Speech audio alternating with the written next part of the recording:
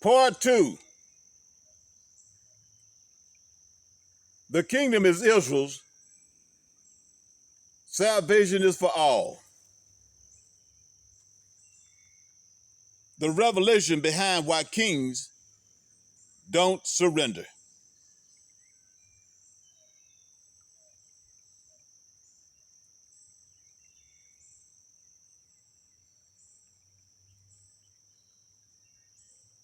This message is connected to the teaching I just released. Why the remnant rejects MLK's dream. Kings don't surrender their kingdom. That teacher dealt with identity. This one explains the foundation behind that identity.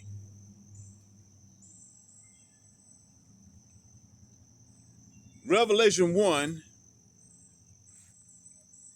verses 5 through 6 says Christ has made us kings and priests. Exodus 19:6 says we were always meant to be a kingdom of priests and a holy nation.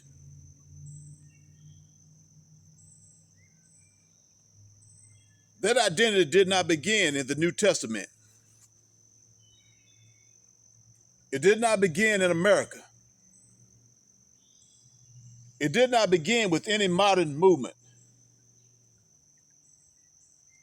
It began with God.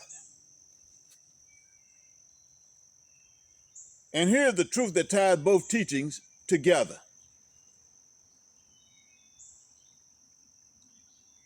The kingdom belongs to Israel. Salvation is for everyone. This is not arrogance. This is not exclusion. This is not hatred. This is order. This is covenant. This is scripture.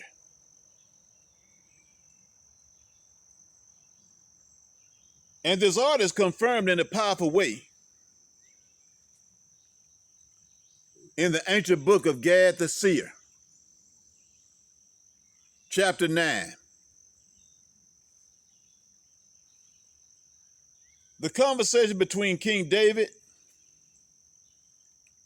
and King Hiram of Tyre. In that chapter, David explained to Hiram, Israel has its own covenant. Israel has its own kingdom. Israel has its own divine assignment. Israel has its own identity among the nations. And Hiram, a righteous Gentile king, honors that boundary. He doesn't try to merge kingdoms. He doesn't try to redefine Israel. He doesn't try to claim Israel's inheritance.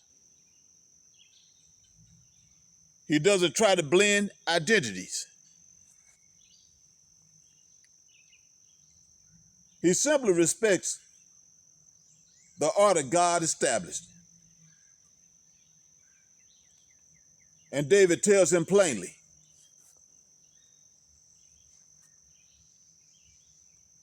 Israel's kingdom is Israel's.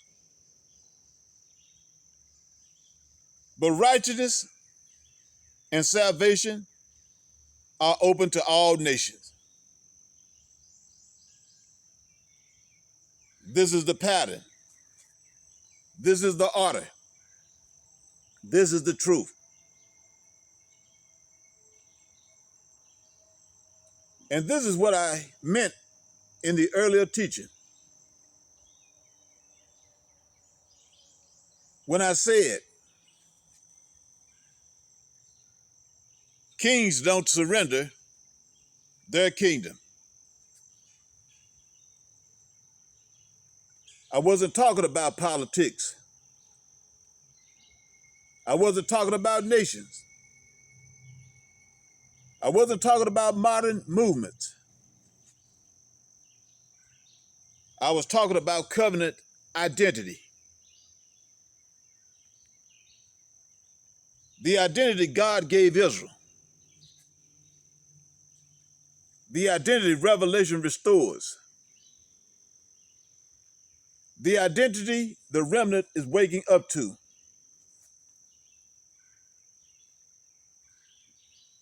The kingdom is not universal. The kingdom is not shared. The kingdom is not emerged. The kingdom is not integrated. The kingdom is Israel's inheritance. But salvation,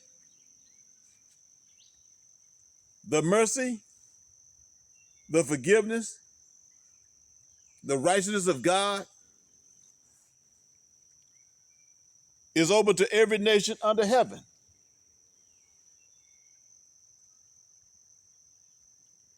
This is why the remnant cannot build identity on any message that tries to blend kingdoms, merge identities, erase covenant boundaries, redefine Israel, universalize the kingdom.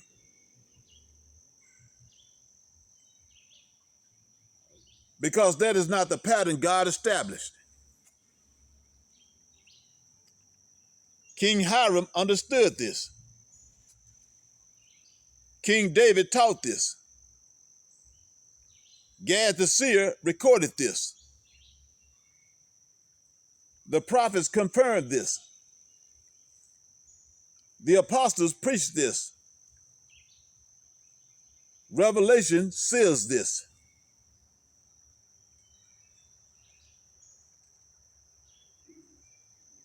Kings do not surrender their kingdom. Priests do not surrender their covenant. And the remnant does not surrender its identity.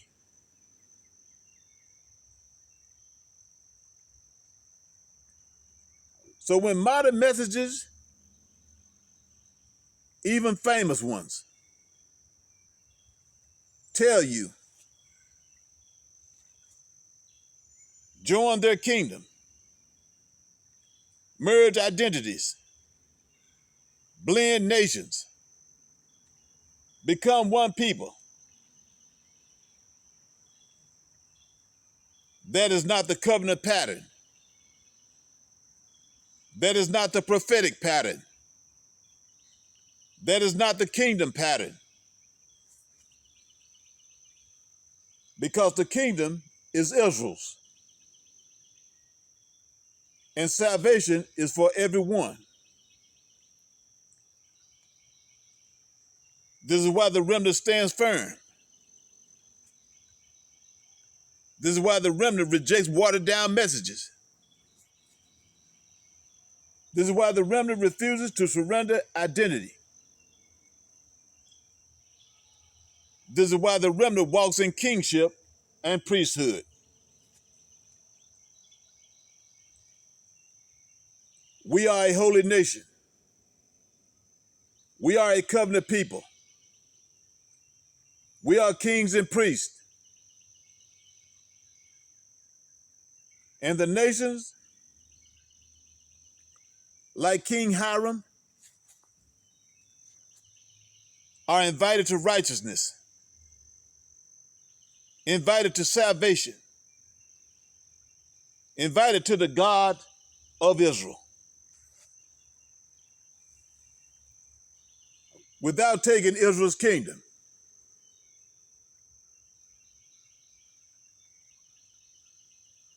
This is the order God established. This is the order the prophets recorded. This is the order the remnant is returning to. The kingdom is Israel's. Salvation is for all. And the remnant is rising back into that identity right now.